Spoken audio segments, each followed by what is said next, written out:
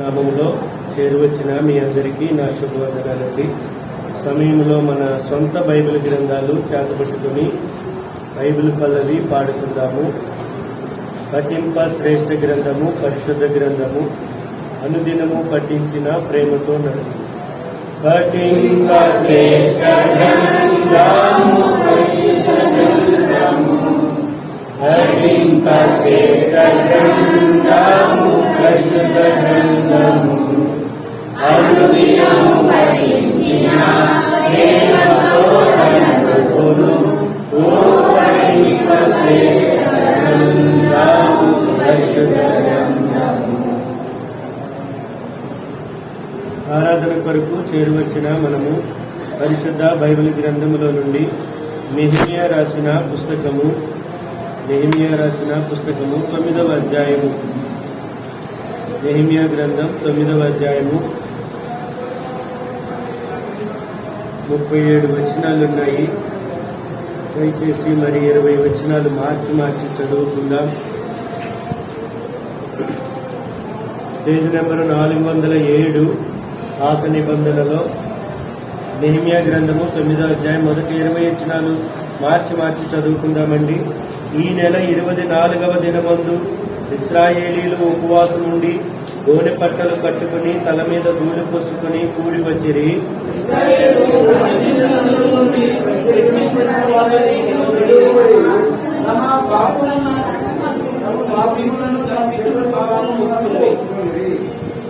రూస్ బండికి సిగ్నల్ ఇవ్వకపోతే ఆగాగి వెళ్తుంది. ఫాస్ట్ ఎక్స్ప్రెస్ ఉంటాయి కదా, బాగా సూపర్ ఫాస్ట్ ఎక్స్ప్రెస్, అవైతే కనుక ఏ సిగ్నల్ ఇచ్చేస్తారు కాబట్టి చాలా స్పీడ్గా వెళ్తాయి. దేవుడు వాక్యం చదివేటప్పుడు ఆగాగి చదవకండి. ఖచ్చితంగా చక్కగా కామా ఉన్న కాడ ఆపి ఫుల్ స్టాప్ ఉన్న దగ్గర ఆపాలి. ఆ రీతిగా చదవండి. మరియు వారు ఒక జాము సేపు తామున్న చోటనే నిలువబడి తమ దేవుడైన యెహోవా ధర్మశాస్త్ర గ్రంథమును చదువుతూ వచ్చిరి. ఒక జాము సేపు తమ పాపములను ఒప్పుకొనుచు దేవుడైన యెహోవాకు నమస్కారం చేయించు వచ్చిరి.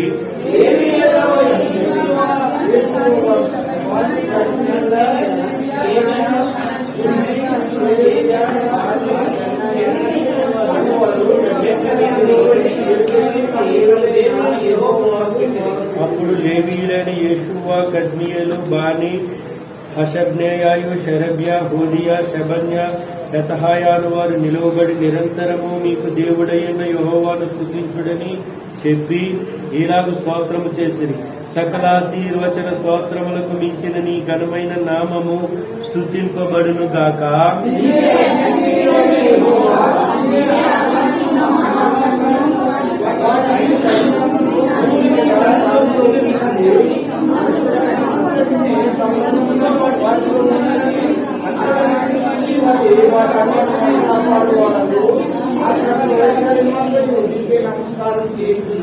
దేవా యెహోవా అబ్రామును ఏర్పరచుకుని కల్దీల ఊరు అను స్థలము నుండి యువతలకు అతన్ని రప్పించి అతనికి అబ్రహామును పేరు పెట్టిన వాడవు నీవే.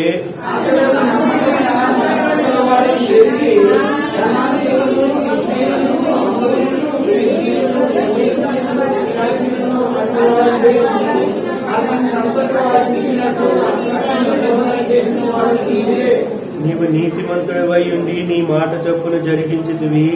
ఐగుప్తులో మా పితరులు పొందిన శ్రమను నీవు చూచితివి. ఎర్ర సముద్రం వద్ద వారి మొరను నీవు వింటివి.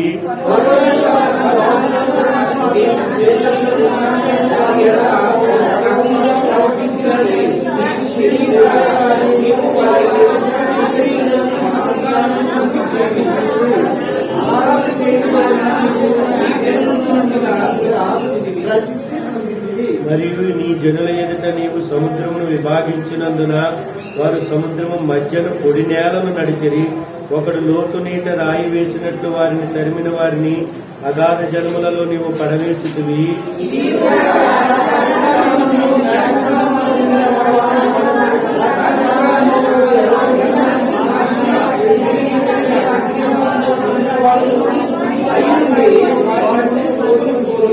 సీనాయి పర్వతం మీదికి దిగివచ్చి ఆకాశం నుండి వారితో మాట్లాడి వారికి నీతియుక్తమైన విధులను, సత్యమైన ఆజ్ఞలను, మేలుకరములైన కట్టడలను ధర్మములను నీవు దయచేసితివి.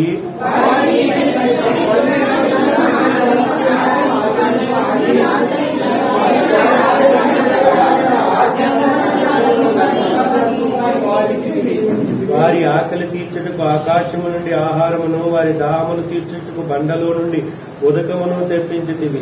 వారికి ప్రమాణము చేసిన దేశమును స్వాధీనపరచుకునవలెనని వారికి ఆజ్ఞాపించితివి.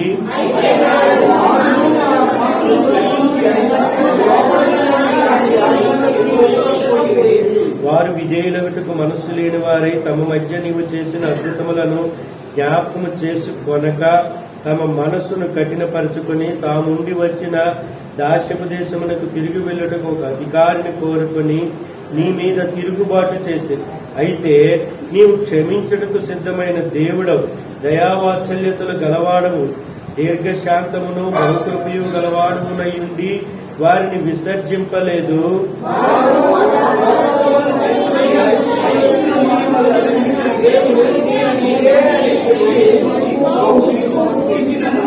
వారు ఎడారిలో ఉండగా నీవు బహు విస్తారమైన కృప కలిగిన వాడవై వారిని విసర్జింపలేదు. మార్గము గుండా వారిని తోడుకుని పోవుటకు పగలు మేఘస్తంభమును, దారిలో వారికి వెలుగిచ్చుటకై రాత్రి అగ్నిస్తంభమును వారి పై నుండి వెళ్లిపోక నిలిచెను.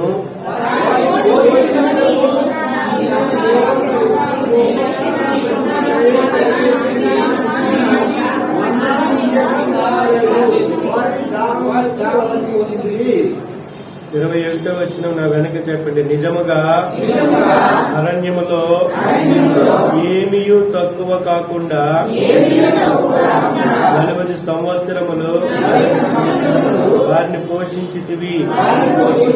వారి వస్త్రములు పాతికిలిపోలేదు, వారి కాళ్లకు వాపు రాలేదు. ప్రభు సహాయార్థమే చిన్న ప్రార్థన చేసుకుంటానండి. ప్రేమ కలిగిన పరలోకమందున్న మా తండ్రి, నీ ప్రియకుమారుడైన యేసుక్రీస్తు ప్రభుల వారి యొక్క శ్రేష్టమైన నామములో ఉదయకాల సమయంలో నీ పాద సన్నిధిలో నీ ప్రియులైన పిల్లలముగా చేరువచ్చే భాగ్యం ఇచ్చారని స్తోత్రములు. ఈ ఉదయకాల సమయంలో సీఎడి గీతముల ద్వారా నిన్ను గణపరుచుకునే భాగ్యం ఇచ్చినందుకు స్తోత్రములు. పరిశుద్ధ గ్రంథములోని లేఖన భాగంలో చదువుకునే భాగ్యం ఇచ్చినందుకు స్తోత్రములు. తండ్రి, సమయంలో చదవబడిన లేఖనం ద్వారా నాతో మాతో మాట్లాడుతూ రమ్మని, ఆత్మని మిమ్మల్ని ఆత్మతో సత్యముతో ఆరాధించడానికి కావలసిన కురుకొరుకును నాకును మాకును అనుగ్రహించి పెట్టమని వందనములు స్తోత్రములు మీకు ఆరంభిస్తూ, నిష్ప్రయోజకుడు, ఎన్నికలేని వాడు, అజ్ఞాని, అవివేకైన నిదేం దాసులని దయతో కనికరించమని, కృప చూపించమని, అందరూ విడిచిన నువ్వు విడమని దేవునిగా చేయి పట్టుకు నడిపిస్తున్నందుకు స్తుతిస్తూ మీకు వందనాలు చెల్లించుకుంటూ మీ యొక్క నామమునికే మహిమ, ఘనత, ప్రభావం ఆరోపిస్తూ మీ శిలువ రక్తం ప్రవృత్తిని తెచ్చుకుంటూ యేసుక్రీస్తు ప్రభుల వారికి స్తుతించి ప్రార్థించి బ్రతిమాలుకుంటున్నాము తండ్రి. ఆమేన్.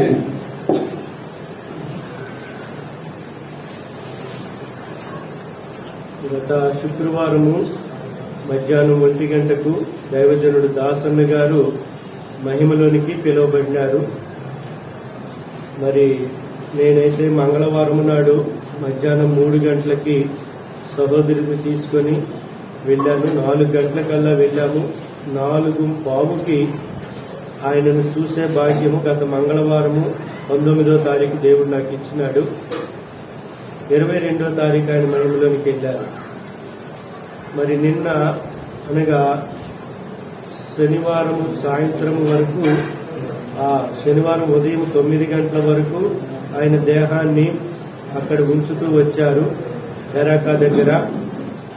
మరలా నిన్న ఉదయకాలం 10 గంటలకి మార్చురీకి తరలించారు. ఇవాళ సాయంకాలం 4 గంటలకి మార్చురీ నుండి తీసుకొచ్చి ప్రతాప్ నగర్ దగ్గర ఉన్న బెరాకాలో పెడతారు.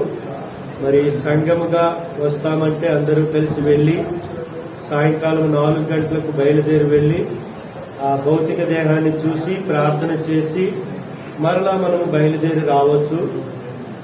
రేపు ఉదయకాలము ఆ దేహాన్ని బరియలు చేస్తారు. హైదరాబాద్ ఎబ్రోన్ నుండి వస్తారు. మరి అది ఉదయం 8 నుండి సుమారు 1 గంట అవుద్దో 2 అవుద్దో చెప్పలేము. ఆ దైవజనులు అక్కడ నడిపింపును బట్టి ఆ కార్యక్రమం ఉంటుంది. కాబట్టి ఈ దినము రాగలిగిన వారు మీరు వెళ్లే ముందు నాకు చెప్తే దానిని బట్టి మరి కరుణ యొక్క వాహనము కానీ లేదా వేరే ఆటోలు కానీ లేదా బస్సుకు వస్తారంటే బస్సుకైనా సరే అక్కడ దిగి మనం లోనికి నడిచి వెళ్ళవచ్చు. అలాగైనా సరే మీరు ఆలోచన చేసి చెప్పండి, దానిని బట్టి ముందుకు వెళదారని ప్రభు పేట మనం చేస్తున్నా. రెండవది, సంఘముగా ప్రార్థన చేయగా మరి మన పిబిఏ చెల్లయ్య వారి కుమారుడు రాహుల్కు కంపెనీ ఏంటన్నా ఎరిక్సన్ అనే ఒక ఇంటర్నేషనల్ కంపెనీలో ఆయనకు ఉద్యోగము వచ్చింది. అది రేపు సోమవారం నాడు కాల్ లెటర్ పంపిస్తారట, సంతకం పెట్టడం అది జరుగుద్ది. దాని కొరకు మీ ప్రార్థనలన్నిటికీ చెల్లై వందనాలు చెప్పింది. ఒక దినాన మందిరానికి వచ్చి కృతజ్ఞతలు తెలియజేస్తున్నారు. అలాగే సంఘం యొక్క అవసరత కొరకు ఒక కుటుంబం వారు ఈ యొక్క మౌత్ను, అలాగే నాకు ఆర్థరైటిస్ అని మోకాళ్ళు వేయడానికి ఇబ్బంది అని ఎరిగి వారు ఆ మ్యాట్ పంపించారు. దాని మీద మరి మోకాళ్ళు వేయమని చెప్పి, తర్వాత ఈ మౌత్ ఇందులో చాలా ఉన్నాయండి. ఇందులోనే స్పీకర్లు ఉన్నాయి, ఇందులోనే రికార్డింగ్ ఉంది, ఇందులోనే ఈఎస్పీ పెట్టి పాటలు పెట్టుకోవచ్చు. సువార్త చెప్పడానికి బహిరంగంగా అక్కడ నేను చేసే సువార్తకు ఇది ఎంతో వినియోగపడేదిగా మరి ఉంది. ఆ కుటుంబం వారు పంపించారు, పేరు చెప్పవద్దన్నారు. కాబట్టి ఆ కుటుంబం యొక్క క్షేమము కొరకు, కుటుంబం యొక్క దీవెన కొరకు మాత్రం మీరు ప్రభా మందిరానికి ఉపకరణలు పంపిన కుటుంబాన్ని మీరు జ్ఞాపకం చేసుకోనండి అని మాత్రం మీరు దయతో ప్రార్థన చేయమని ప్రభు పేట మనవి చేస్తున్నారు. ఈ సమయంలో ఆరాధనకు చేరవచ్చిన మనము దయతో చూడండి,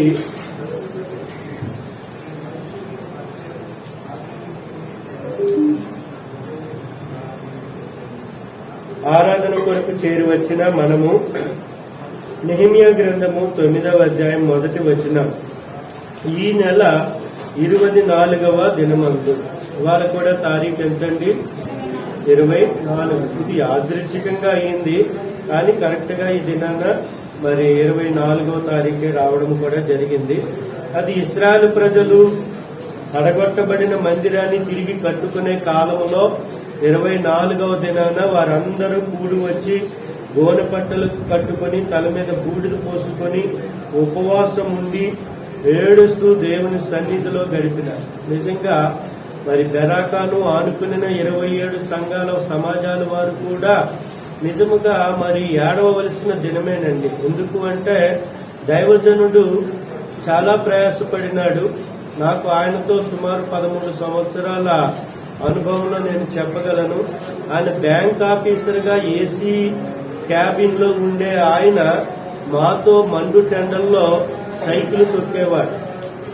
20 కిలోమీటర్ల దూరం మాతో పాటు సైకిల్ తొక్కడం నేను ఎరుగుతున్నాను. ఆయన మాతో పాటు కటిక నేల మీద రాత్రంతా అంటే మనలాగా 11 గంటలకు 12 గంటలకు కాదండి, 1 గంట 2 గంటలకి విశ్రాంతికి మాతో పాటు వచ్చేవాడు. ఆయన తిరిగి మమ్మలను ఆయన 5 గంటలకు లేవాలి అని చెప్పి ఆయన 4:30కే లేచి మోకాళ్ళ మీద ఉండేవాడు. ఆయన అరిగిపోయాడు గాని తుప్పు పట్టలేదు. నేను దయతో చెప్పగలను, ఆయన దేవుని సేవలో అరిగిపోయినాడు. ఈ దినాన దేవుని నామ మహిమార్థమై ఆయన మహిమలోనికి హెచ్చించబడినాడు. భౌతిక దేహం ఉంది. మీకా గ్రంథములో 7వ అధ్యాయంలో 2వ వచనంలో చెబుతాడు, భక్తుడు దేశములో ఉండకుండా కొనిపోబడెను. ఆ తర్వాత పరిస్థితులు కూడా అక్కడ వ్రాసి పెట్టినాడు. సరే, దేవుడు ఏమైనా సరే ఆయన లేని సమయంలో తిరిగి బెరాకాను ఆనుకుని 27 గ్రామాల పరిచర్యను కూడా ఆయన ఆదరించాలి, బలపరచాలి అని మాత్రము మనం ఏం చేయాలా? ప్రార్థన చేయవలసిన వారమై ఉన్నారు. ఈ దినము గోను బట్టలు కట్టుకుని తల మీద ధూళి పోసుకుని, ప్రవ్వా మా దైవజనుడని నీ యొద్దకు పిలుచుకున్నావు, మరి మా పరిస్థితి ఏమిటయ్యా అంటూ అంగలార్చవలసినటువంటి దినం. అదే సమయంలో మరి 5వ వచనములో చెప్పినట్లుగా నిరంతరము దేవుడైన యెహోవాను స్తుతించవలసిన దినమిది.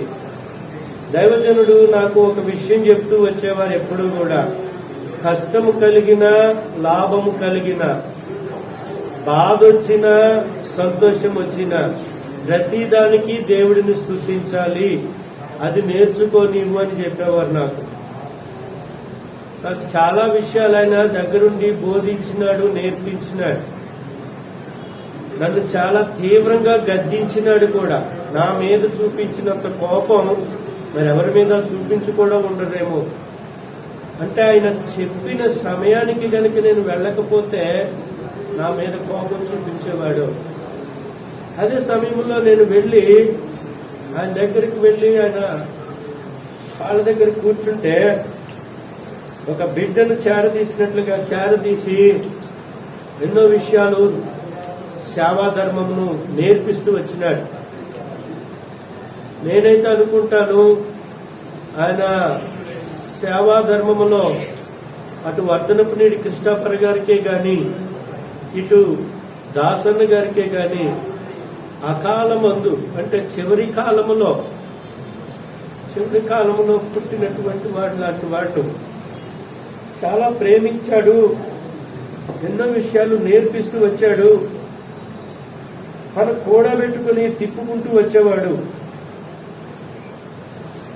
ఆయన వేసుకునే ఆ బైబిల్ బ్యాగ్ నా భుజానికి తగిలించేవాడు. నా బైబిల్ బ్యాగ్ ఈ భుజానికి ఉంటే ఆయన బైబిల్ బ్యాగ్ నాకు ఈ భుజానికి ఉండేది. అందరూ అంటూ ఉండేవారు, దాసన్న గారి ప్రాపకుడు, దాసన్న గారి దగ్గర కాళ్ళు అట్టుకుని బతిమాలుతాడు. ఎందుకంటే ఆయన కాళ్ళ దగ్గర కూర్చునేవాడు. నేను ఏమైనా విషయాలు దేవుడి మనకు తెలుస్తాయనే ఆశ, ఎప్పుడు కూడా మెప్పు కోరుకోలేదు. ఆయన అందరినీ అందలాల మీద ఎడితే నన్ను మాత్రం పరుగులు పెట్టించేవాడు. వాళ్ళందరూ అనుకునేవారు ఈయన కోపం తీర్చుకుంటున్నాడు అనుకునేవారు, కానీ ఆయన నన్ను ప్రేమించేవాడు. VBS లో అందరినీ శ్రేష్టమైన పరిచర్లు అప్పగిస్తే గంట కొట్టే పరిచర్లకు అప్పగించేవాడు ఆయన. అందరూ అనుకునేవారు వీడికి బాగా జరుగుతుంది, కానీ నాకుతో ఆయన అనేవాడు, నీవన్నిటిలోనూ ఉండాలిగా, అన్ని నువ్వు నేర్చుకోవాలి. వంట చేసే పుల్లల దగ్గర నుండి బాత్రూములు కడిగే ఫినాయిల్ డబ్బాల వరకు, ఆడపిల్లల కొరకు, రాత్రి జనరేటర్ కొరకు, ఉదయకాలము ఆహారం నుండి రాత్రి భోజనం వరకు, ఉదయకాలపు మొదటి ప్రార్థన నుండి క్లోజింగ్ లెసన్ వరకు ప్రతిదీ నువ్వు రాయాలనేవాడు నన్ను. జనరేటర్ కరెంట్ ఆగిపోతే జనరేటర్ వేసేదాకా బిడ్డల దగ్గర, ఆడబిడ్డల దగ్గర ఉంచేవాడు నన్ను. ఆ రీతిగా VBS అనే 3 అక్షరాలకు అర్థం తెలియని నన్ను VBS లో ఒక బలమైన పాత్రగా ఆయన బలపరుస్తూ వచ్చాడు. చాలా విషయాలు దైవజనుడు నేర్పుతూ వచ్చినాడు. కాబట్టి దేవునికి మనము నిరంతరము కూడా ఉండే దేవునికి, ఎందుకంటే మన దేవుడు, మనమైతే భూమి మీద కొద్ది కాలం ఉంటాము, తిరిగి ప్రభు ఉండే స్థానానికి వెళతాం. కానీ దేవుడు నిరంతరము ఉండే దేవుడు. ఆ దేవుని రాజ్యము నిరంతరము ఉండే రాజ్యము, ఆయన సిద్ధపరిచిన పట్టణము నిరంతరము ఉండే పట్టణము. అందుచేతనే నిరంతరము ఉండే దేవుడిని మనము స్తుతించవలసిన వారమై ఉన్నాము. ప్రియులారా, అందుకు చూడండి 5వ వచనము చివరి భాగములో అంటున్నాడు, సకలాశీర్వచన స్తోత్రములకు మించిన నీ ఘనమైన నామము స్తుతింపబడును గాక. ఆయన నామము ఏ నామం అది? ఫిలిప్పీ పత్రికలో 2వ అధ్యాయంలో చెప్పినట్లుగా అన్ని నామముల కంటే పైనామము. అపోస్తుల కార్యములు 4వ అధ్యాయం 12వ వచనం ప్రకారము మరి ఏ నామము వలన రక్షణ లేదు కానీ ఈ నామము వలననే, అంటే రక్షణనిచ్చే నామము, పాపికి క్షమాపణనిచ్చే నామము, ప్రతి మోకాలు వంగే నామము, ప్రతి నాలుక స్మరించే నామము, భూమి మీద అన్ని నామముల కంటే పైనామము, సకలాశీర్వచన స్తోత్రములకు మించిన ఘనమైన నామం. సకల ఆశీర్వచనాలు. ఆశీర్వాదము అనగానే మనకు గుర్తొచ్చేది ఆదికాండం 1వ అధ్యాయంలో 27వ వచనం. కానీ 27 కంటే ముందు జలములలో ఉన్నటువంటి జలచరములన్నిటినీ ఆయన ఆశీర్వదించినాడని చూస్తాం. ఆశీర్వాదం అక్కడ ప్రారంభించినాడు. ఆశీర్వాదము జలచరములను ఆశీర్వదించడంతో ప్రారంభించినాడు. తర్వాత మానవులిద్దరిని ఆశీర్వదించినాడు. ఆ తర్వాత చూస్తూ ఉంటే నోవాహుతో ఉండిన వారిని ఆశీర్వదించినాడు. ఆ తర్వాత ఆదికాండములో అబ్రాహామును 12వ అధ్యాయంలో ఆశీర్వదించినాడు. అబ్రాహామును ఆశీర్వదించే వారిని ఆశీర్వదించినాడు. అబ్రాహాము సంతానాన్ని ఇసుక రేణువుల వలె ఆకాశ నక్షత్రాల వలె ఆశీర్వదించాడు. అబ్రాహామా, నీ సంతానము వలన సమస్త వంశాలు ఆశీర్వదించబడతాయని సూఛాయగా యేసుక్రీస్తు ప్రభుల వారి ద్వారా భూమి మీద ఉన్న వారందరిని ఆశీర్వదిస్తానని చెప్పినాడు. తరువాత ఇస్సాకును ఆశీర్వదించాడు, యాకోబును ఆశీర్వదించాడు. ఆదికాండం 1వ అధ్యాయం నుండి చూస్తే 50 అధ్యాయాలలో కూడా రకరకాల ఆశీర్వాదాలు ఉన్నాయి. జంతువులకు ఆశీర్వాదం, పక్షులకు ఆశీర్వాదం, జలచరములకు ఆశీర్వాదం, ఆదామవ్వలకు ఆశీర్వాదం, అబ్రాహాముకు ఆశీర్వాదం, మోసగాడైన యాకోబుకు ఆశీర్వాదం. యాకోబును బట్టి అతను మామంటాడు, నిన్ను బట్టి దేవుడు నన్ను ఆశీర్వదించినంటాడు. ఈ ఆశీర్వాదాలన్నిటికీ కూడా ఆయన అంటున్నాడు కదా ఇక్కడ, సకల ఆశీర్వచన స్తోత్రములకు మించిన నీ ఘనమైన ఈ ఆశీర్వచనాలన్నీ, ఈ ఆశీర్వాదాలన్నీ ఏ నామములో నీ యొద్దకు నా యొద్దకు వస్తున్నాయో అపోస్తలుడైన పౌలు ఎఫెసీయులకు రాసిన పత్రిక 1వ అధ్యాయము 3వ వచనములో చెప్పినాడు. ఎఫెసీ పత్రిక 1వ అధ్యాయము 3వ వచనములో, మన ప్రభు అయిన యేసుక్రీస్తు యొక్క తండ్రి యొక్క దేవుడు స్తుతింపబడును గాక. ఆయన క్రీస్తునందు పరలోక విషయములలో ఆత్మ సంబంధమైన ప్రతి ఆశీర్వాదమును. కాబట్టి నేడు నీవు నేను అనుభవిస్తున్న ఆశీర్వాదాలు, ఎన్ని ఆశీర్వాదాలు ఉన్నాయి మీకేమో తెలియదు, కానీ నా బ్రతుకులో పాపక్షమాపణ అనే ఆశీర్వాదం అనుభవిస్తున్నా, విడుదల అనే ఆశీర్వాదాన్ని అనుభవిస్తున్నా, గొప్ప రక్షణ అనే ఆశీర్వాదాన్ని అనుభవిస్తున్నా. నేను నీకు విశ్రాంతిని కలుగజేస్తుంది, నా దగ్గరికి రా అన్నాడు. ఆయన దగ్గరికి వస్తే ఇచ్చిన విశ్రాంతి అనే ఆశీర్వాదాన్ని అనుభవిస్తున్నా, గర్భఫలములను ఇచ్చిన ఆశీర్వాదం అనుభవిస్తున్నా, యోగ్యురాలైన భార్యని ఇచ్చినాడు ఆశీర్వాదం అనుభవిస్తున్నా, ఆయన పొలంలో పని ఇచ్చినాడు ఆశీర్వాదం అనుభవిస్తున్నా, సహోదరుల ప్రేమనిచ్చినాడు, సహోదరుల ప్రేమనిచ్చినాడు, తల్లుల ప్రేమనిచ్చినాడు, తండ్రుల ప్రేమనిచ్చినాడు. ఎన్ని ఆశీర్వాదాలు ఇచ్చినాడు నాకు. ఈ ఆశీర్వాదాలన్నీ నాకు నేను అనుభవిస్తున్నవి నా ప్రభు అయిన యేసుక్రీస్తు వారి ద్వారానే. కాబట్టి నా జీవితంలో మీరు ఆశీర్వదించిన సకల ఆశీర్వాదాలను బట్టి యేసుక్రీస్తు ప్రభుల వారి నామములో అయ్యా మీకు వందనాలంటూ సాగిలు పడుతున్నా. నీవేమని ఆరాధన చేస్తావు?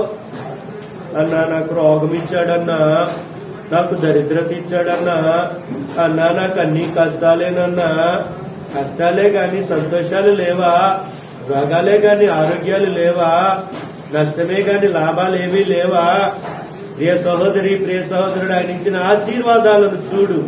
నీవు నడిచొచ్చినావు, నడవలేని వారిని చూసావా ఎప్పుడైనా? నువ్వు చూస్తున్నావు, చూడలేని వారిని చూసావా ఎప్పుడైనా? నువ్వు మాట్లాడుతున్నావు, మాట పలకలేని వారిని చూసావా ఎప్పుడైనా? గవర్నమెంట్ హాస్పిటల్కి వెళ్లి ఎముకలు ఇరిగిపోయిన వార్డులో గాని, కాలిపోయిన వార్డులో గాని, చిన్నపిల్లల వార్డులో గాని పేషెంట్లను చూసినావా? అలా చూస్తే అనిపిస్తుంది, వీరందరికంటే దేవుడు నన్ను ఎంత ధన్యుడిగా చేసినాడు, ఎన్ని ఆశీర్వాదాలతో నన్ను నింపినాడు అని. ఆయన ఇచ్చిన ఆశీర్వాదాలను బట్టి సాగిలిపడి ఆయనకు వందనాలు చెల్లించుకుంటాం. రెండవదిగా ఆయన ఆరాధించడానికి 6వ వచనములో అంటున్న మాట, నీవే అద్వితీయుడమైన యెహోవా, నీవే ఆకాశమును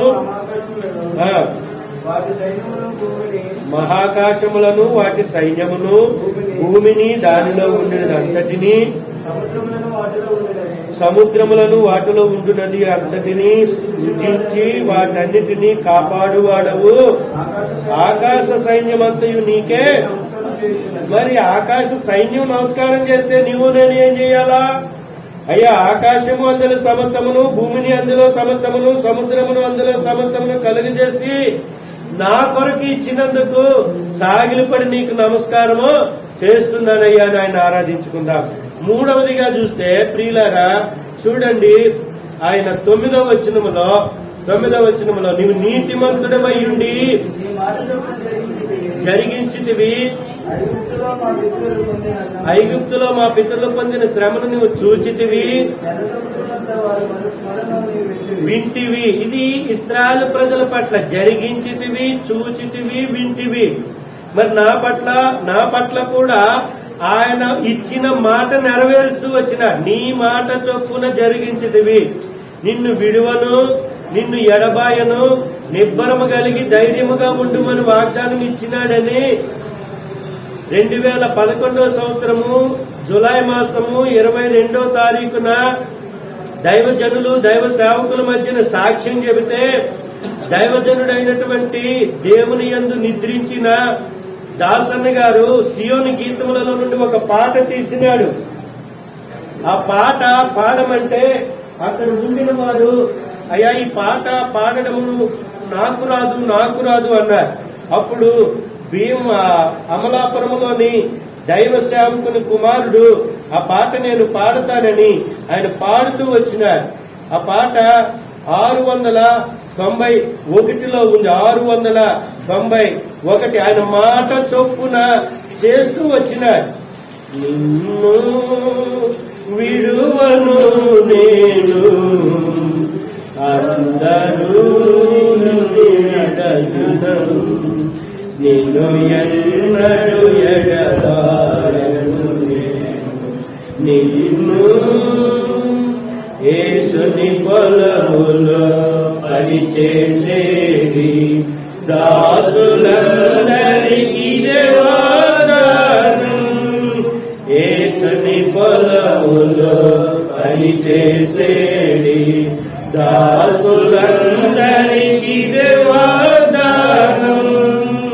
ఆత్మల పంట కోయునప్పుడు, ఆత్మల పంట కోయునప్పుడు మీతో నుండును నేను, నిన్ను విడువను నేను, అందరూ నిన్ను విడచినను, నిన్ను ఎన్నడు ఎడబాయను నేను, నిన్ను.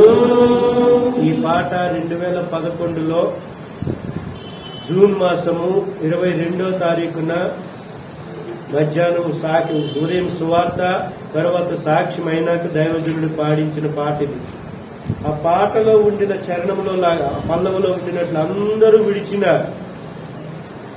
మీరు కూడా చూస్తూ వచ్చినారు. ఎక్కడ కూడా అందరూ విడిచినారు. టీచర్స్ కాలనీలో విడిచినారు, గగ్గమ్మ చెరువులో విడిచినారు.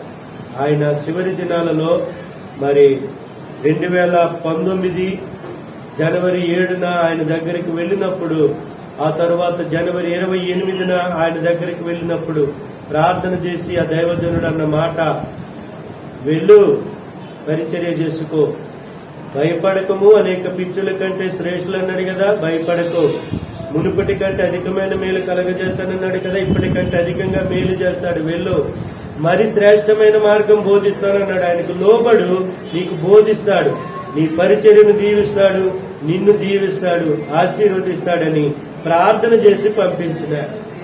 కాబట్టి ప్రియులారా, ఆయన మాట చొప్పున ఆయన చేసిన వాడిగా ఉన్నాడు. అంతేకాకుండా ఆయన చూచిన వాడిగా ఉన్నాడు. ఆయన మన మొరను విన్నవాడుగా ఉన్నాడు. ఆ 9వ వచనములో ఆయన మాట చొప్పున జరిగించినాడు, మనము పొందిన శ్రమలను చూచినాడు, మన మొరలను విన్నాడు. విని ఆయన ఏం చేసినాడు? ఆయన ఏం చేసినాడంటే చూడండి 13వ వచనములో, వారిని తోడుకొని పోతివి. 12వ వచనం చివరి భాగములో వారిని తోడుకొని పోతివి. 13వ వచనం చివరి భాగములో నీవు దయచేసితివి. 14వ వచనము చివరి భాగములో వారికి నియమించితివి. 15వ వచనములో వారికి ఆకలికి ఆహారమును, దాహం తీర్చడానికి ఉదకమును వారికి ఇచ్చితివి. ఈ యొక్క 2020 మరి 19 నుండి కూడా ఆ ప్రియ ప్రభుల వారు మనలను ఆయన మాట చొప్పున జరిగించినారు, మనల్ని చూసినారు, మన మొర విన్నారు. అందుచేతనే ఆయన మనకు సమస్తమును సమకూర్చి జరిగిస్తూ వచ్చినారు. అందుకు మనం ఆయనను ఆరాధించబద్దులమై ఉన్నాం, స్తుతించబద్దులమై ఉన్నాం, స్తోత్రము చేయవలసిన వారమై ఉన్నాం. ఏమని స్తోత్రము చెల్లించుదాం?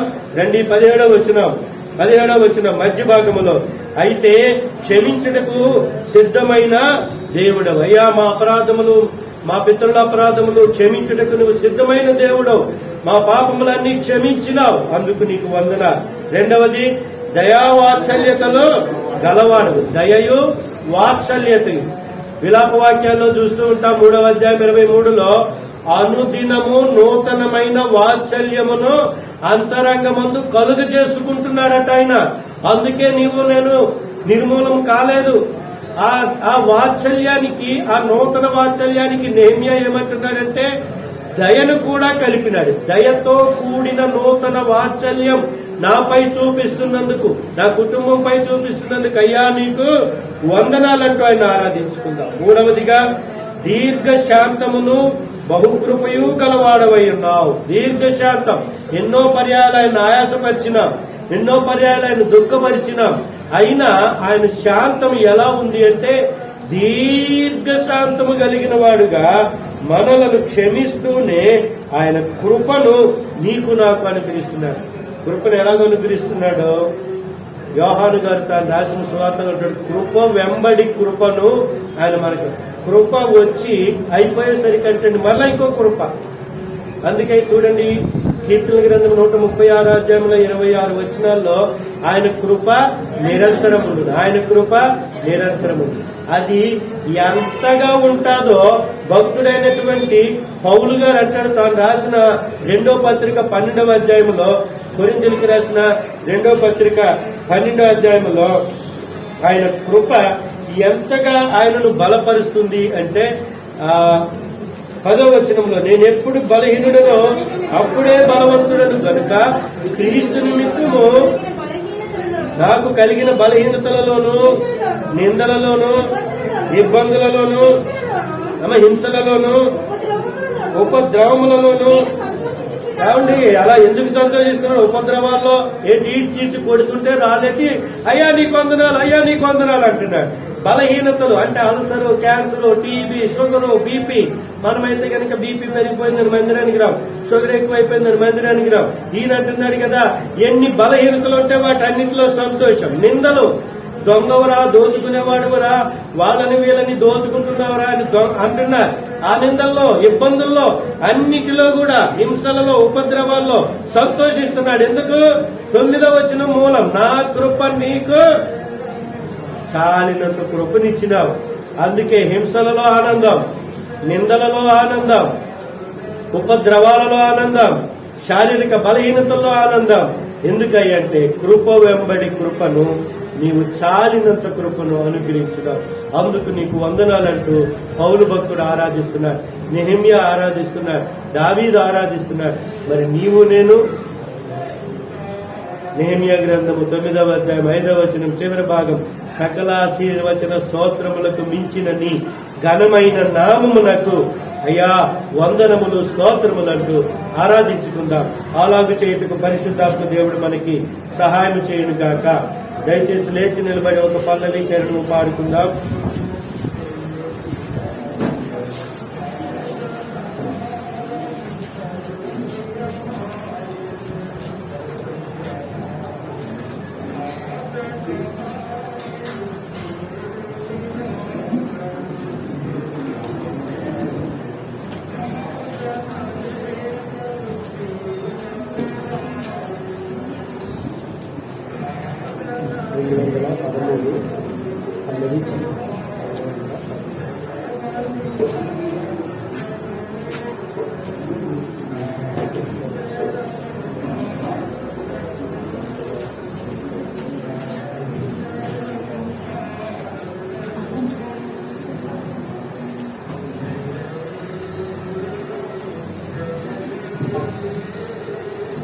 ఇది 213 అండి. సియోని గీతముల్లో 213, పాత పుస్తకాల్లో 211.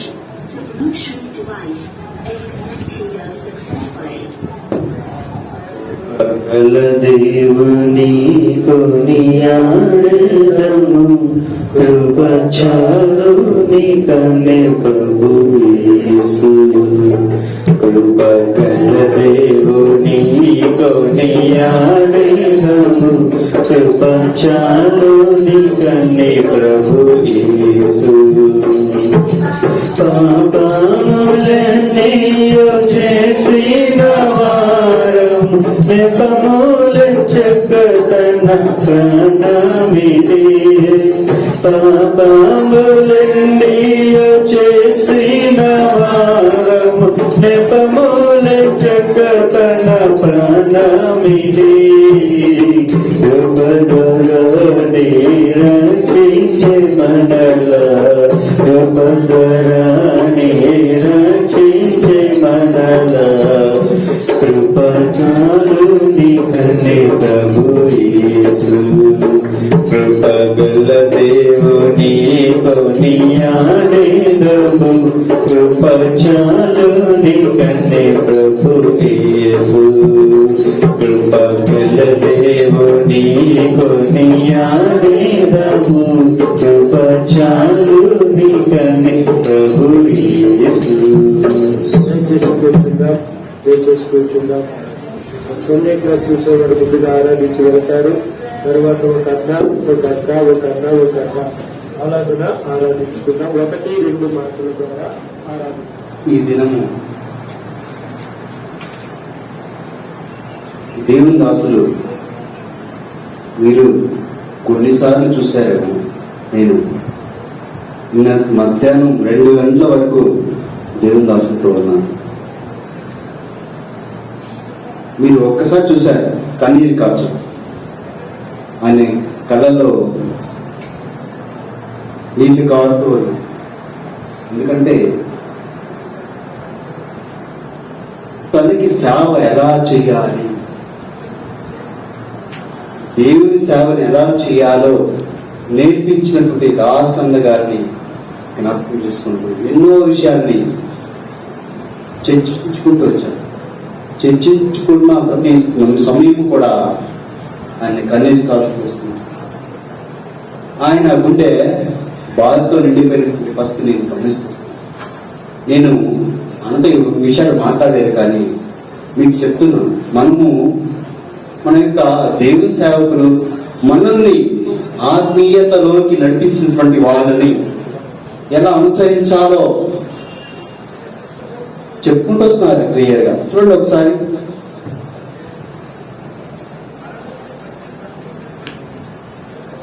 కొరింథీయులకు రాసిన మొదటి పత్రిక 11వ అధ్యాయం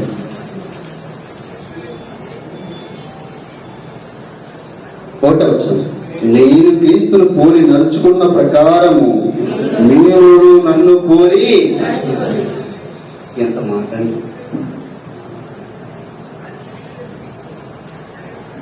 యేసు క్రీస్తు ప్రభువాన్ని పోలి నడుచుకున్నట్ట పౌలు గారు అంటాడు, మీరు నన్ను పోలి నడుచుకునండి. దేవుని దాసులు, మన దేవుని దాసులు చాలా మంది గమనిస్తున్నాను, వింటూ ఉన్నాను కూడా, నా దాసులు, మా దాసులు, నీకా నాకా, దేవునికా అంటే తప్పని కాదు ఉద్దేశం. మన వర్ణన, మన మాట ఎలా ఉంటుంది అంటే మీరు అనుకోవచ్చు, భూతద్దంగా ప్రతిదీ పట్టుకుంటారా బాబు అని. నిజమే, వాక్యము వాక్యమే. కాబట్టి మన దాసులు కాదు, నా దాసులు కాదు, దేవుని దాసులు.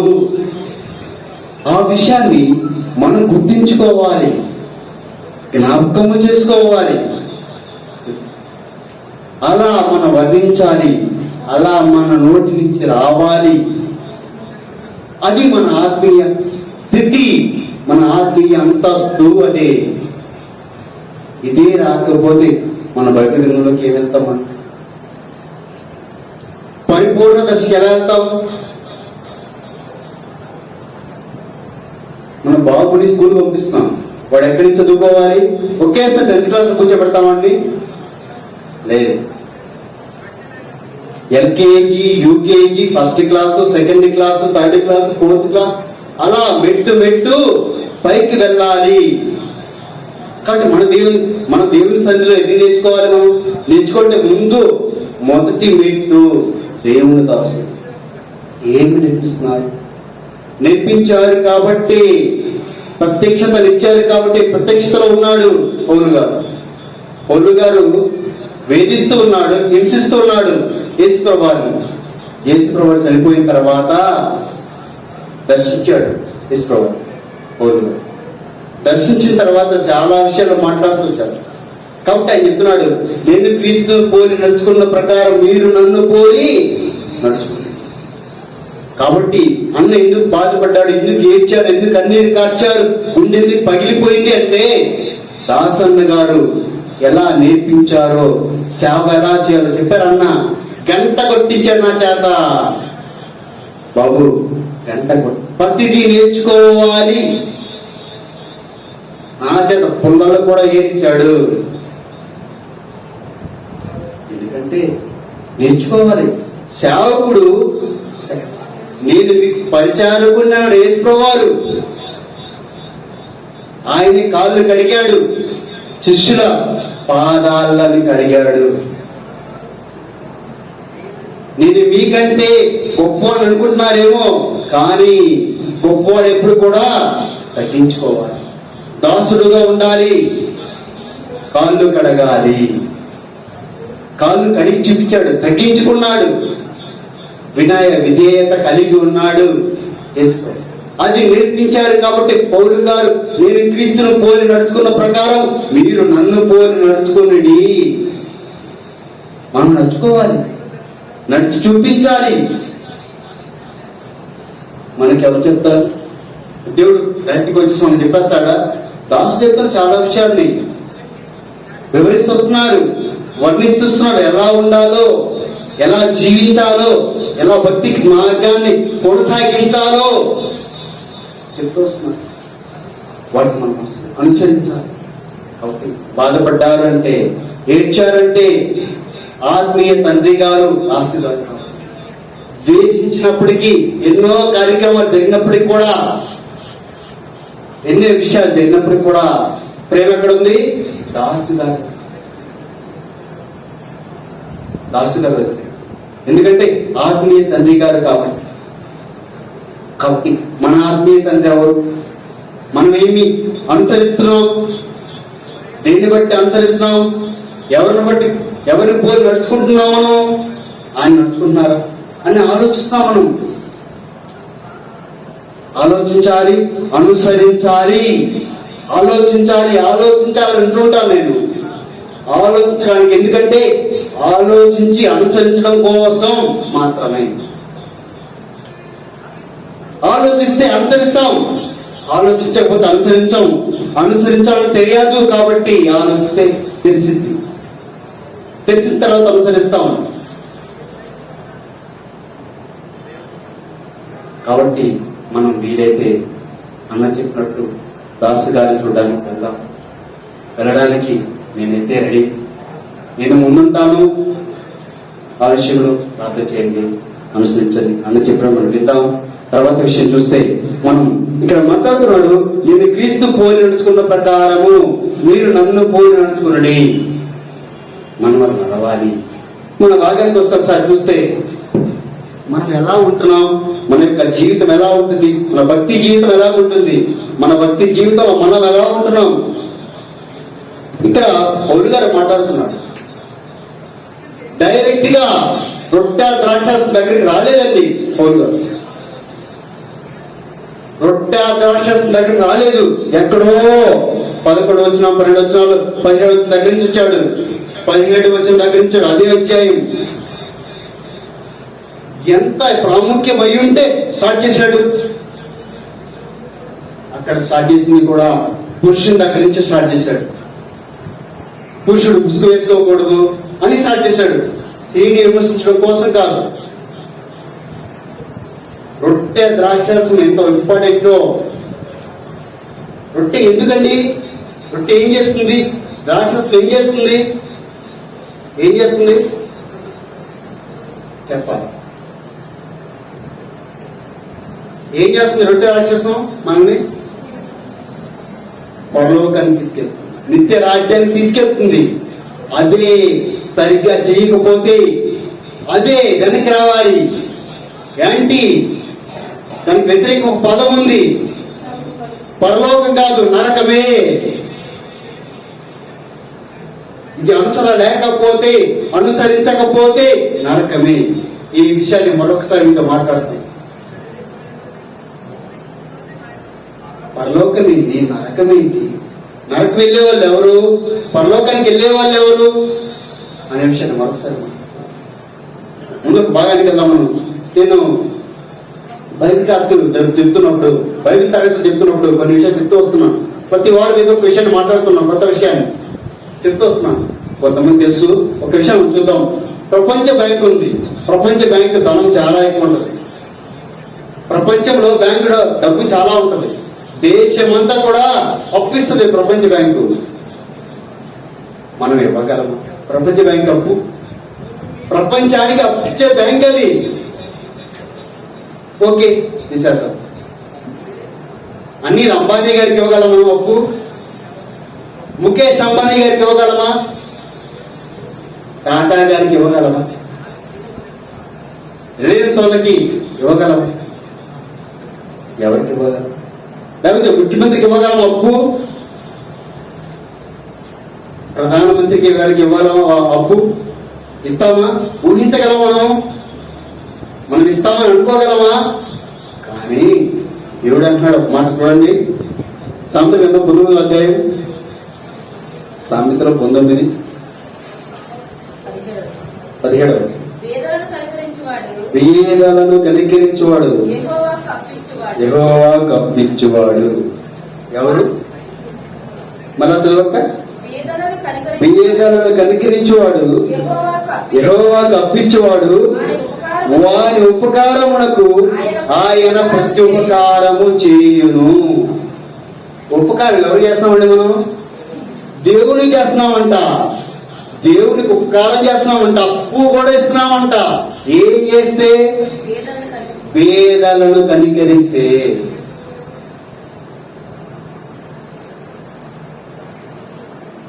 దర్శనం భాగం మీకు దర్శనం భాగం ఇచ్చి నన్ను శోధించిన ఎడలా ఆకాశపు వాకిల నింపి పట్టజాలనంత విస్తారమైన వాటిని మీకు ఇస్తానంటాడు. ఇది అవసరం లేదండి. ఇది అప్పే అంట. దేవుడు అప్పు ఉంచుకుంటాడా? దేవుడు అప్పు ఉంచుకుంటాడా? తీర్చకుండా ఉండడా? తీర్చకుండా ఉండడా? తీర్చకుండా ఉండడు. తీర్చేస్తాడు. అంటే ఈ పని చేస్తే మనం దేవునికి అప్పించిన వారమే అవుతున్నాం. అంటే క్రొత్త నిబంధన లేదా ఆ విషయం? అంటే యేసు ప్రభువారు మాట్లాడతారండి, ఒక అధ్యాయం మొత్తం మాట్లాడతారు. ఆ విషయం మీరు ఇంటికెళ్ళి చదువుకొని చెప్తాను. మత్తయి సువార్త 20వ అధ్యాయం 34వ వచనం దగ్గర నుంచి 46వ వచనాల వరకు చదువు. ఎలా చేశారు, ఎలా చేయాలి, ఒక్క మాట చెప్పారు ఇక్కడ సముద్ర గ్రంథంలో. అప్పించువారు అని, దేవుడికి అప్పిస్తాము అని. కానీ ఇక్కడ వివరిస్తున్నాడు క్లియర్ గా యేసు ప్రభువు. చదవచ్చు ఇంటికెళ్ళాలి. ముఖ్యంగా ఉద్దేశం ఏంటంటే, కొన్ని వారాల నుంచి ఇక్కడ మాట్లాడుతున్నాను. నేను కొన్ని విషయాలు మాట్లాడుతున్నాను. ముసుగు విషయం మాట్లాడుతున్నాను. కొంతమందికి అది వేరే అనిపించవచ్చేమో, కానీ ఎందుకు మాట్లాడుతున్నాడు పౌలు గారు? 11వ అధ్యాయం ఎందుకు స్టార్ట్ చేశాడు? నేను క్రీస్తును పోలి నడుచుకున్న ప్రకారం ఏం స్టార్ట్ చేశాడండి? రొట్టె ద్రాక్షరసం ఇయ్యాలి. ఆయన ఇయ్యక ముందు రొట్టె గురించి మాట్లాడాలి. రొట్టె గురించి మాట్లాడాలి. కానీ రొట్టె గురించి మాట్లాడాలి. ఒక ప్రాముఖ్యమైన విషయాన్ని మాట్లాడిన తర్వాత రొట్టె దాకి వెళ్ళాడు. అది ఎంత ఇంపార్టెంట్ అయి ఉంటే, ఎంత ప్రాముఖ్యమైన విషయం అయి ఉంటే, రొట్టె కంటే ముందే ఒక విషయం చెప్తున్నాడు. 14 వచనాల వరకు మాట్లాడుతున్నాడు ఆ విషయాన్ని. 16 వచనాలు మాట్లాడతాడు. మొదటి నుంచి కూడా ఆయన నేను క్రీస్తు పోలి నడుచుకున్న ప్రకారం మీరు కూడా నన్ను పోలి నడుచుకోండి. ఆయన ఏం పోలి నడుచుకున్నాడు? ఏం పోలి నడవాలి? మనం ఏం చెప్తున్నారు? ఏం ఆలోచించాలి? ఎందుకు ఆలోచించాలి? ఒక్క విషయం ఇక్కడ చూడండి. 10 వచనం 11-10. ఇందువలన దేవదూతలను బట్టి అధికార సూచన స్త్రీకి తల మీద ఉండవలని. అంటే అర్థమైందా? మనకి అర్థమైందా? అర్థమైంది ఎవరికైనా?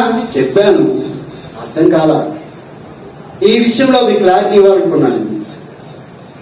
క్లారిటీ 5వ వచనం చూడండి ఒకసారి. 5వ వచనం, ఏ స్త్రీ తల మీద ముసుగు వేసుకుని ప్రార్థన చేయును లేక ప్రవచించును, ఆ స్త్రీ తన తలను అవమానపరచును. ఇదే విషయాన్ని ఒకసారి ఇంగ్లీష్ బైబిల్లో చూద్దాం. ఒకసారి ప్రకాష్ 11:5.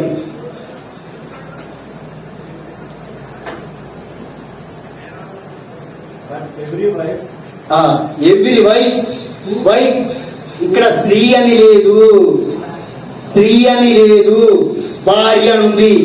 హెబ్రూ భాషలో కూడా భార్యనే ఉంది, స్త్రీ కాదు. అంటే ఇక్కడ నేను క్వశ్చన్ రైట్ చేస్తున్నాను, మీకు రాదేమో. నా క్వశ్చన్ భార్య అంటే చిన్నపిల్లలు,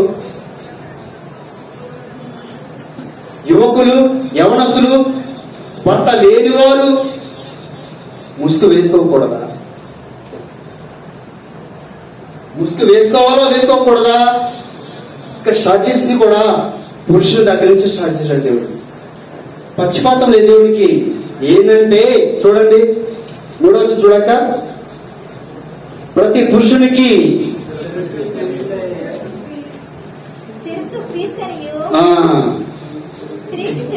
స్త్రీకి శిరస్సు పురుషుడనియు క్రీస్తునకు శిరస్సు దేవుడనియు. ఎవరికి ఎవరు? స్త్రీకి ఎవరు శిరస్సు? పురుషుడు. పురుషుడికి ఎవరు? క్రీస్తుకి ఎవరు? 1/1 వస్తుంది. ఎవరికి శిరస్సు? మీరు శిరస్సును అవమానిస్తున్నారా ముసుగు వేసుకోనకుండా?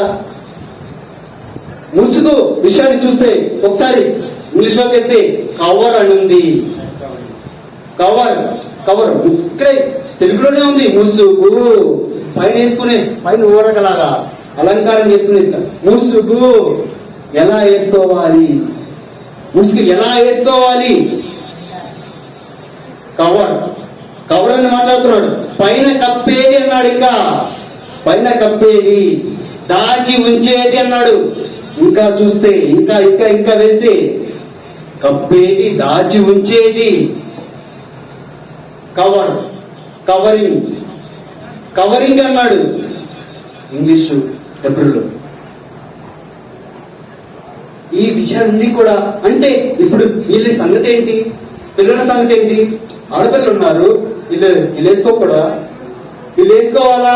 పెళ్లి కాలేదు కదా, ఏమన్నా అసలు పెళ్లి కాలేదు కదా, భర్త లేడు కదా, ముసలి వాళ్ళకి భర్త చనిపోతాడు, వాళ్ళు వేసుకోకూడదా? ఎన్ని విషయాలు నాకు ఆలోచన వస్తుంది. ఆలోచించాను నేను, దానికి సమాధానం చూశాను. సమాధానం ఉండదా? ఖచ్చితంగా మనిషి ఆలోచనలకి పరిశుద్ధ గ్రంథం దేవుడు ఆన్సర్ ఇస్తాడు. ఈ విషయాన్ని చెప్పాలని ఆశపడ్డాను. చూడండి యెషయా గ్రంథం 54వ అధ్యాయం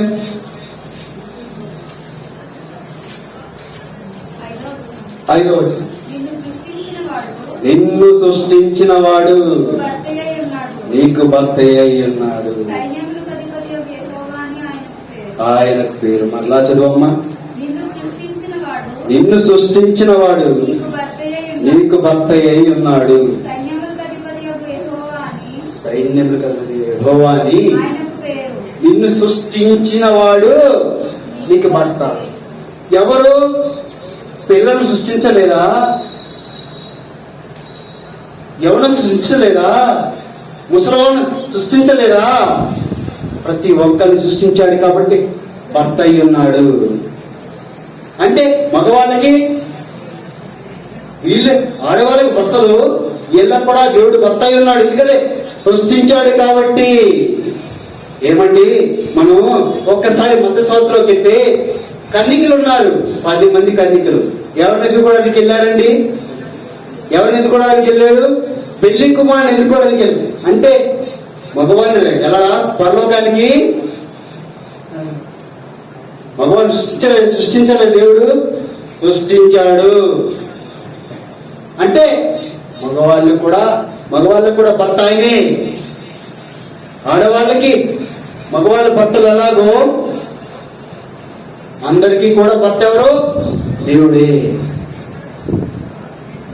దేవుడే ఉన్నాడు. ఇంకా తర్వాత చూడమ్మా, 6వ వచనం. నీ దేవుడు ఈ మాట సెలవిస్తున్నాడు, విడువబడి దుఃఖాక్రాంతురాలైన రప్పించినట్లు. ఎవరికండి? ఎవరి గురించి? విధవరాల గురించి. మనం ఆలోచించాలి, లేదా సమాధానం మాట్లాడుతున్నాడు. ఇంకా పైకి 3వ వచనం దగ్గరికి వెళ్ళండి. అక్క, కుడివైపునకును ఎడమ వైపునకును నీవు వ్యాపించదు, నీ సంతానము అన్యుల దేశంలో స్వాధీనపరచు. తర్వాత అక్క, పాడైన పట్టణము నివాస స్థలములుగా చేయును. భయపడకుము, సిగ్గుపడక్కర్లేదు. 5, 6 వచనాలు మంచి గమనిస్తే ఇక్కడ చిన్నపిల్లలు కనిపిస్తారు, యవనస్తులు కనిపిస్తారు, భర్తలు కోల్పోయిన వారు కనిపిస్తారు. వీళ్ళకందరికీ కూడా భర్తలు ఎవరు? దేవుడే. అంటే ఎవరికి శిరసెవరు? స్త్రీకి శిరసెవరు? పురుషుడే. ఎవరికి అవమానం? ముసుగు వేసుకోకపోతే ఎవరికి అవమానం? పురుషుడికి అవమానం. నీ భర్తకు అవమానం కలగాలని నువ్వు చూస్తావా? నీ తల్లికి అవమానం కలగాలని నువ్వు చూస్తావా? నీ దేవునికి అవమానం కలగాలని నువ్వు చూస్తావా? నేను చూస్తానా? దేవుణ్ణి మనం స్తుతించడానికి, మహింపరచడానికి మాత్రమే ఉన్నాం. చిన్న విషయమే. ముసుగు అనే విషయం చిన్నదే, కానీ ఏమవుతుంది? అవమానపరుస్తున్నాం. మనం అవమానపరుస్తున్నాం, దేవుణ్ణి అవమానపరిచే వారికి ఉంటున్నాం మనం. ఇక్కడ గమనిస్తే 11వ అధ్యాయం 6వ వచనం, కొరింథీయుల పత్రిక 11:6. స్త్రీ ముసుగు వేసుకొనని ఎడల కత్తిరించుకొనవలెను. కత్తిరించుకొనుట అయినను, క్షౌరము చేయించుకొనుట అయినను స్త్రీకి అవమానమైతే ముసుగు వేసుకొనవలెను. చూడు ఒకసారి ఇంగ్లీష్ చూడు బాబు.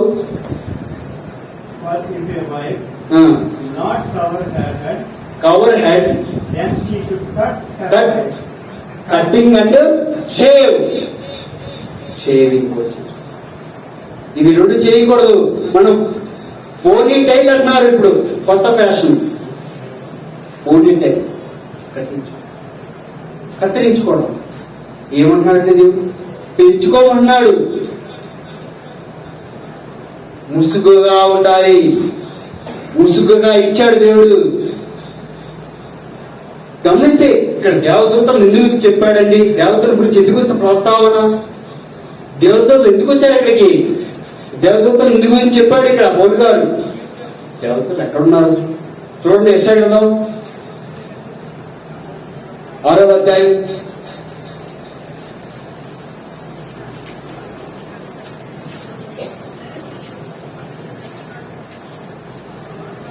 2వ వచనం. ఆయనకు పైగా శరాపులు నిలిచి ఉండేది, ఒక్కొక్కరికి 6 రెక్కలు ఉండు. ప్రతివాడును 2 రెక్కలతో ముఖమును 2 కాళ్ళను కప్పుకొనుచు 2 ఎగురుచుండెను. ఎందుకు మాట్లాడారండి పౌలు గారు? పౌలు గారికి ఏమైనా పిచ్చా? దేవదూత దగ్గరికి వెళ్ళాడు. రెక్కలు ఎంత రెక్కలండి? ఒక రెక్క ఎంత ఉంటుంది? దేవదూత రెక్కలు ఎలా ఉంటాయి? కప్పుకున్నాయంట.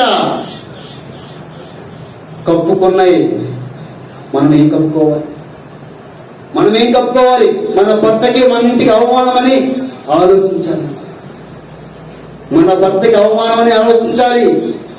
మన దేవునికి అవమానమని ఆలోచించాలి. మన సృష్టికర్తకి అవమానమని ఆలోచించాలి. ఈ భర్త సృష్టికర్త. ఆలోచించాలి. ఆలోచిస్తూ ఉండాలి. 11వ అధ్యాయం 13వ వచనం చూడండి అక్క. కొరింథీ రాసిన పత్రిక. మీరు మీరే యోచించుకొనుడి. స్త్రీ ముసుగు లేనిదై దేవుని ప్రార్థించుట తగునా. నువ్వు ఆరాధన చేస్తున్నావండి. ఆరాధన చేస్తున్నాం.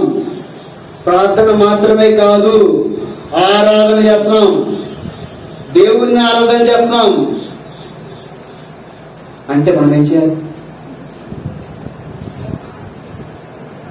సృష్టికర్త విషయం చూసాము. తర్వాత దేవదూతలు ఏమై ఉన్నారో చూసాం మనం.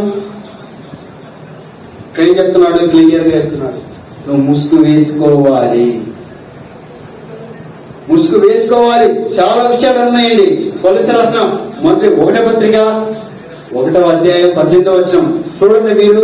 ఇంకా తర్వాత ఎఫెసీయులకు రాసిన పత్రిక 5వ అధ్యాయం 23వ వచనం రాసుకోండి.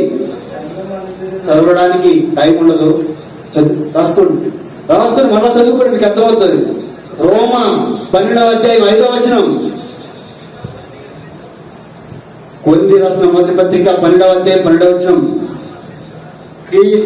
12వ అధ్యాయం 12వ వచనం. మొదటి పత్రిక 12:12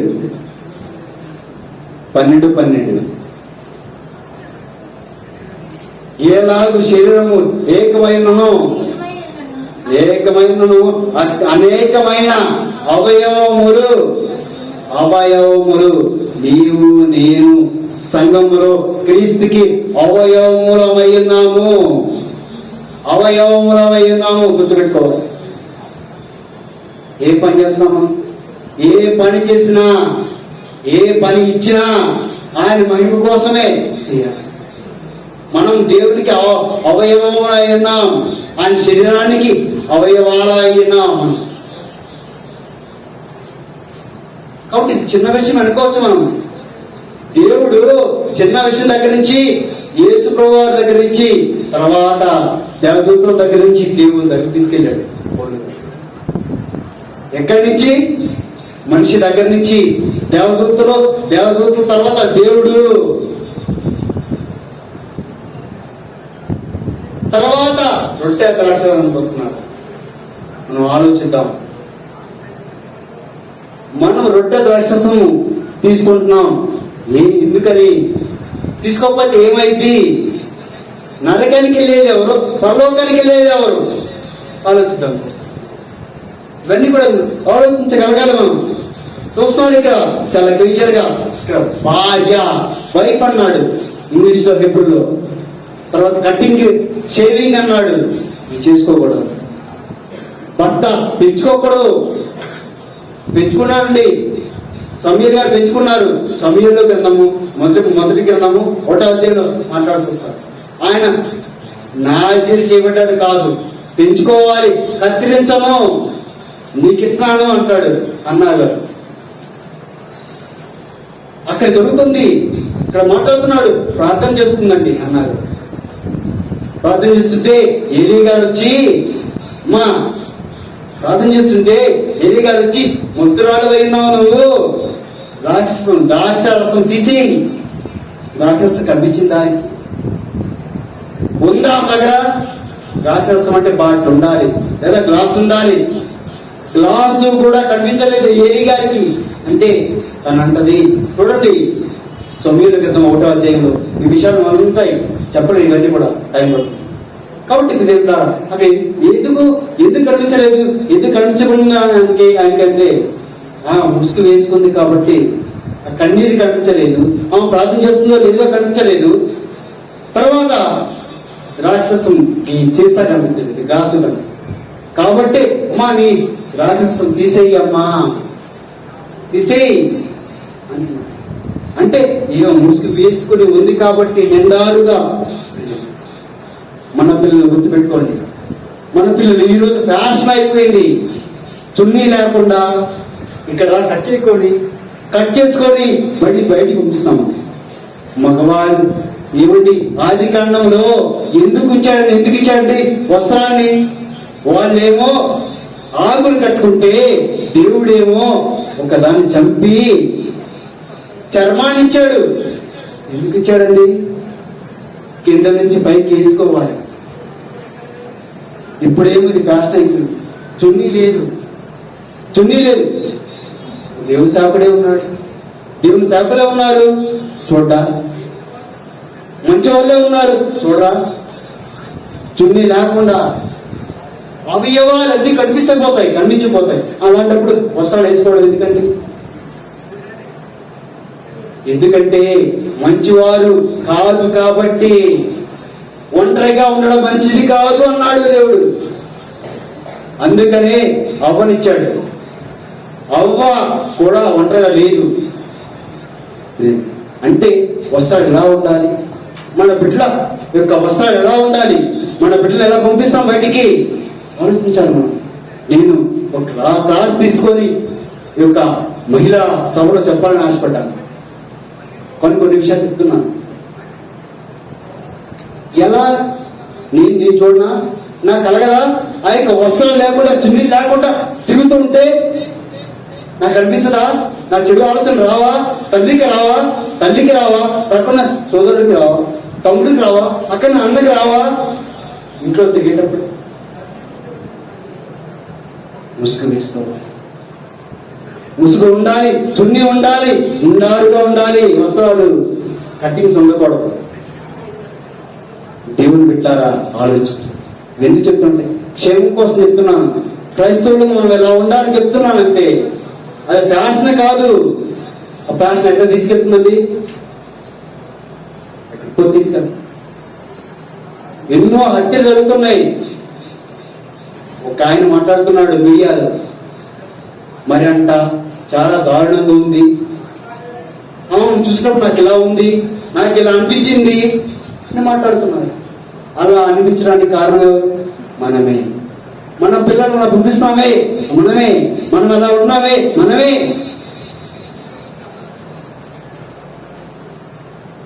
ఇక్కడ దేవదూతల దగ్గర నుంచి దేవుని దాకా వెళ్తున్నాడు ముసుగు విషయంలో. కాబట్టి మనం మన పిల్లల్ని జాగ్రత్తగా ఉంచాలి, మనము జాగ్రత్తగా ఉండాలి. అలా ఉండడానికి పరిశుద్ధాత్మ దేవుడు సహాయం చేయలేదాకా ప్రార్థన చేసుకుందాం.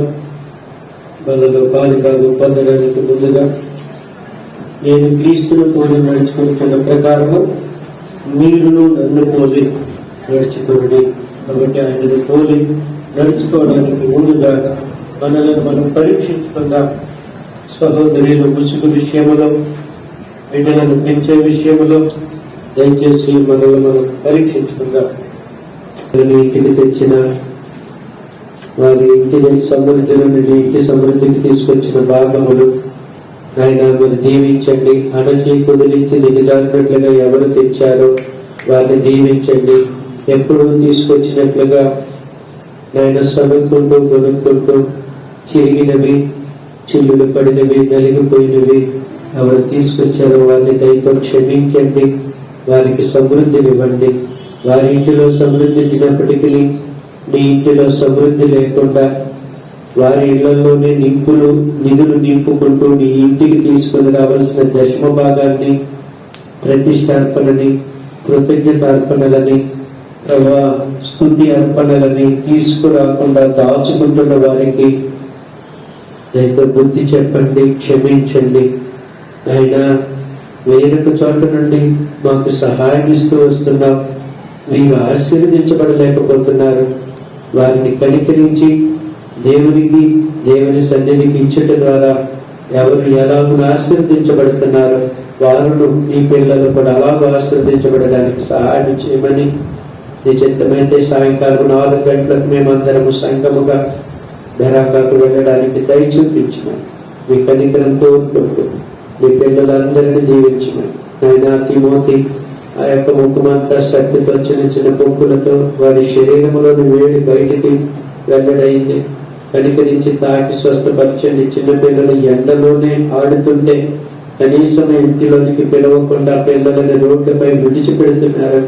తల్లులను దయతో కనికరించి ఆ పిల్లలను ఆశీర్వదించి ఆరోగ్యం మీకే వందనాలు చెల్లిస్తూ యేసుక్రీస్తు ప్రభుల వారి నామములో స్తుతించి ప్రార్థించి ప్రతిమాలకుంటున్నాము తండ్రి. తండ్రి అయిన దేవుని యొక్క శాశ్వతమైన ప్రేమ, ప్రభువైన యేసుక్రీస్తు వారి యొక్క నిత్యమైన కృప, పరిశుద్ధాత్మ దేవుని యొక్క అన్యోన్య సహవాసము, ఆదరణ ఇప్పుడు ఎల్లప్పుడూ సదాకాలం సకల పరిశుద్ధులతో సార్వత్రిక సంగముతో తండ్రి లేని మాకు అందరికీ మీరే తండ్రి ఆదరించి బలపరచుదురు కాక. ఆమేన్. అందరికీ వందనాలండి. Praise the lord. Praise the lord.